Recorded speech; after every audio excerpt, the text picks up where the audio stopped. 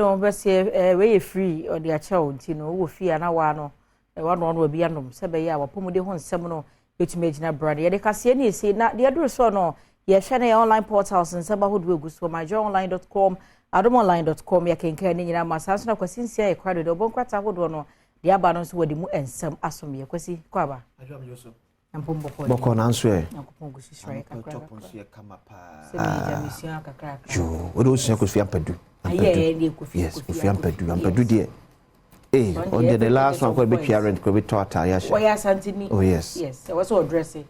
Some na I'm the talent free Ashtown babant ma be jumani. Yeah. Ushia no kwantim so okwa oh meji ade wa ya. When ba so no atep ayi. Enko gu ne kom so nyekuma. Mbara ne akese so otufo da hokromfa hoda. Udi agwa bekasa ne nana no ye de hyekan. Obi o ya santene bia ye de hye.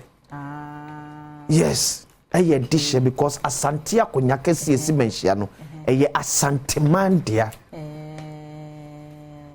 so ba wati na kumasi jaja no ko wo na asante mamu mo ko school wo hodidi wo honyini wo ho obi o wa asante mamu asante ni ba asante ni ba prakese mu wo ba kokko no ofefe prakese mu opepre kese kura che nam ti asante mandia enya original yo fani agro ne dress die Asantimanya mantamo. Aish.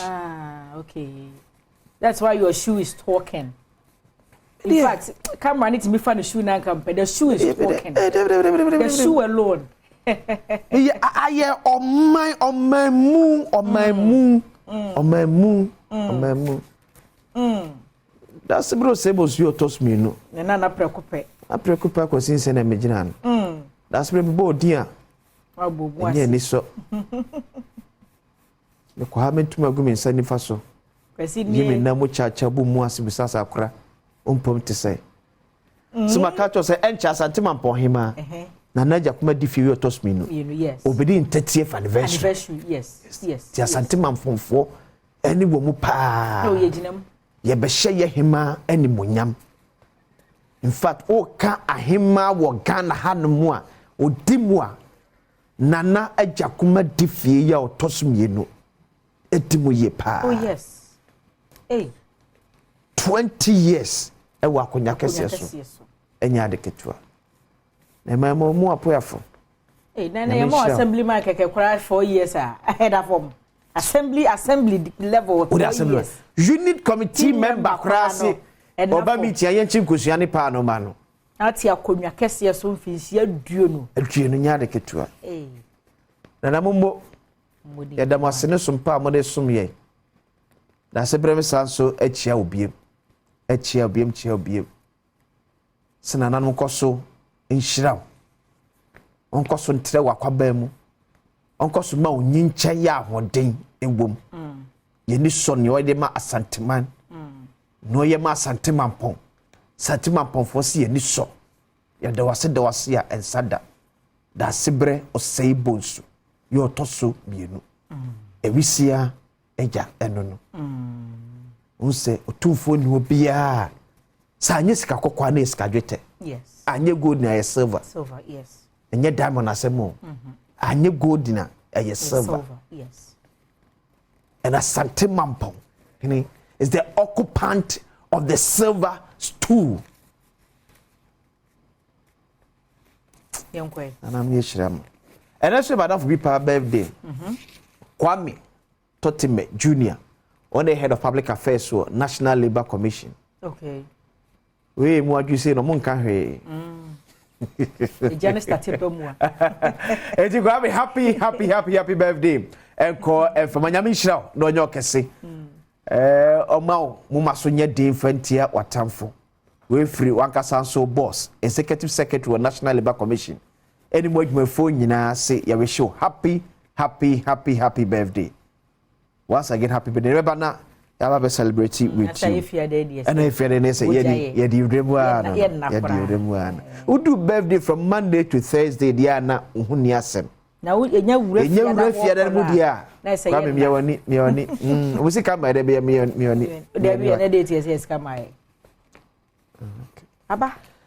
Daily Guide. Burger MP dashes to Court of Appeal. eti ora James Jachi question ya ena no benade ya nipa over 17,000 to abatima ne say omo gini disi otonko so ye member of parliament for Asen North no and wasa budiketem de na kire appeals court say send high court ya to no say debia da wamra court no ebe ha adwen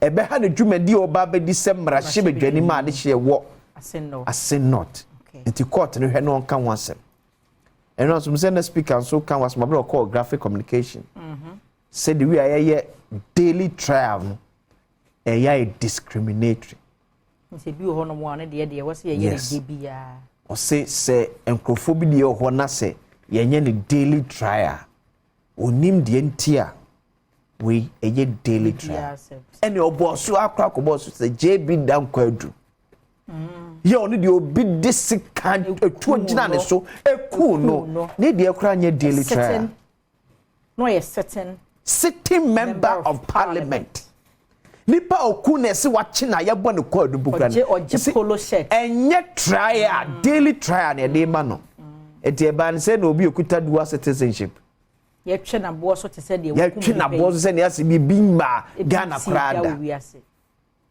eti akọ appeals court se court no ka bi information se ne high court ni di no na ni enye ho bana ka thought se ke nyina so ye speedy trial nanka ye ntem ne ho bi so e de body ho yes afre ban say but we want to trust in the fairness of our judicial system. There be American say the only hope for Ghana see can say executive a failure legislature de kon parliament crowd judiciary no kon omo de my hope o say the parliament can executive yes yen kamum okay you say a executive any judiciary ne wo na parliament de kon thank you betimi the media na kwa de na me bisa say sa split parliament ibaye faso be pa na aba magana fo say hanged parliament enfaso be because as ya pepepe enfaso be pa na sad na enfaso be pa apart from interest according ma NDC for electing speaker of parliament hang parliament na Ghana for ni bri ekoto aba enyan no faso be pa na enya e wo man so one and no pay faso one say levy so I think at a point at the end of the day na ko see yen pass you levy well enye na eji well enfaso be yes I say de keke loan be na di hang parliament block loan be ye na Ghana for see yen pa hang parliament wetimi defend ya jamaye di ade enfaso bi amazo faso bi ni sa hang parliament na ye ni bria na ye bose 138 137 enfaso bi ni so Krofo papa na ye peska won bi ye business MPs no won bi ye business we had ni ba na gidigidi di animo na wo sa say omo ku abu na afa chi omo de court nyina so be be ba ko si omo de business MPs nyame ye humo say wo so person ye MP me person ye MP se ni amanfo ye ni serim okay yes me nya MP se ni amanfo yes me nya ni amanfo ye ni e hang parliament I think ya bosse because ka efe but the funny thing is once I won won kopri o e pa beto wo nan so because you hwe su no na you hwe ban no na you hwe the way you carry yourself and no na adu e be mama ko independent no exactly no metimi akama adu because me kan party ho sa say me maka say MPs no one no they are not there for constituency they are there for the party yes chief whip say ye levy we are NPP and a majority MP wo giato it is not about your constituent account chief whip your parliament either majority or minority majority say we are majority MP your position is say ye ye levy atum it will constituent crown for so we say and a minority chief whip say mumpo ye de ese yemfaso etu constituent crown for say ye 11 to ma wo ye minority bia woni say so be ka say wonni ntum faso be na wo so because natural for constitution ye parliament na twere na later afọ bon sa akesefo na lobby nketo na be fra na ya mo yiro mo kaka se na parliament na yemra the 1992 constitution ye parliament na tire ye bonkrofo pa na ye ho adwuma so se ye parliament free ye governance system mu a bibie no beto se no ya Ghana ha parliament ye free ye governance system mu a bibie no adwo beto se ni I'm telling you ye parliament ni free ho a me se emra do mo hye no we wo enkrofo e bo mo pa o and we they only go there to do partisan politics. That's what Modi answer be represented. Somebody about it go into the interest of Ghana for Parliament aku e de amai. De ekuo no adwene ye wo mo de ekuo ni gina ye no. Parliament of Ghana ye free a governance system mu a bibi antosini because they are doing the bidding of the executive instead of being the checkers. And not bidding for the constituents or the ordinary Ghanaian. About to Babedra no kai constituent. About to Babedra. Yes. About to Babedra. And you can say, "Hey, me asante man point MP, ko pretim sapon. Na no prim gidi ko mampon." About to my yoten crying. No de moye. Etu okoze sie ya asante man pofo no so mo pe no. Sa no don pleka se na MPP pa. Am pretim sapon ni say. It representing MPP and also representing Asante Mamponfo. Or serving the interest of the party. That is it. And not the people. So Parliament, sebi. Sebi so na make so ni faso maye. Yan Parliament no one, so ni faso maye. Me say ke fi say ke nya hang Parliament say.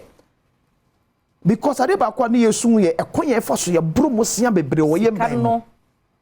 A cowdu as a result of Busia boy yebo, a quayodu a fossil ye spending Ghana sika. Hang Parliament. Yes. Hang Parliament to me, where is IMF? Did it also to Abama? Did it also to Abama and Peace no Munya? We saw the way business. And internet people catch or say, or call Parliament to Nyahe. In fear national, Obesa Kobosia by a campaign. And the baby I would give Seb walk. Yes. Sebi to Tubotomni, Sakawani, and a cromphone a bear side. Because a German media drama boka, and it was some Sakwaji was not this age. There is something they are not telling. That is it. And Pinisi walk Parliament to one you. You are Yatias. Was in a salary no dear. You are Yatias. Now, me be a cocomlemle more. Na moy no ma meto nyina afi bia me boka boka na nso mfie nan ne so a wasa kwaje bosia ha na makwaji lo na msa de akofa ne ma begum se mesi onye sakawa uye kromfo uye tutubotom ni una ba saade no well sakawa fo nko na betimi saade no me jaba care about the prophet because wonu ni nko ya ba fa so a obenya nsika bia sorting ho ba bi sakawa ni wonu ko ba fa so obenya nsika dia sorting maybe they want to stay relevant. What relevant? Say what comes with portfolios no nyama bi okọ ba bi na sa ba bi a okọ no unya hwe wo ho no okwaje de osbe kire madwen Adom TV na kire wadwen aba betie na no pam no ka say Her Excellency Rebecca Akufo-Addo ehweye eti ebie full na so so pe MP na uni ska frɛ oti obeka che ne kum why say ne papa ifro asem wo kan de mampani say makosinsie ntwamfa maw ne tie frɛ phone so frɛ Adom TV frɛ ye mampani betie ye kire wadwen fa so bi anim so nsa mo adwen ye MPs ye hunu ne mo ye de ma ye. I have no evidence Atufosi was authorized. Alex Mode, and I can say Daily Guide Agenda 111 progresses steadily. Kojo upon Kroma. Daily Guide Ajwa. Rose Minister said to Pong Quino, Mumbai, Yedi Wunkomo, Sa Jichi question election. In fact, I was saying Brand was when a fear Dante and you say I will can see Woho and I was a pair. Yes, Sister Sandy. Entertainment Woho. Na asemi dika eno so kwasinsi aba begidem be ma back to back na efia de de na se bojai no asa na interviews ahodo bi ho ye twafiri ho ma na afei pensemu na nkasa ba bedwam se ni ye basisia